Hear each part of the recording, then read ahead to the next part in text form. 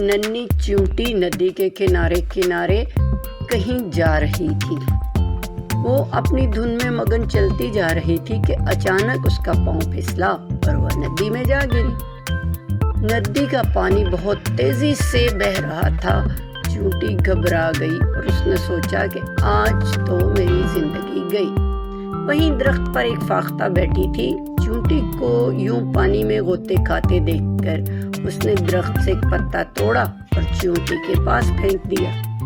چیونٹی اس پتے پر چڑھ کر بیٹھی اور یوں کنارے جا لگی۔ کچھ دنوں کے بعد جنگل میں ایک شکاری آیا۔ اس نے جب فاختہ کو درخت پر بیٹھے دیکھا اس کو شکار کرنے کا سوچا۔ چیونٹی نے یہ سب کچھ دیکھا اور سمجھ گئی کہ فاختہ کی زندگی خطرے میں ہے۔ وہ جلدی سے گئی اور اس نے شکاری کے پاؤں پر کاٹ لیا۔ اس کے کاٹنے کی تکلیف کی وجہ سے شکاری چیخ اٹھا اور یوں اس کے شور مچانے سے فاختہ کی آنکھ کھل گئی اور وہ وہاں سے اڑ گئی۔ چیونٹی کی نیکی سے فاختہ کی جان بچ گئی۔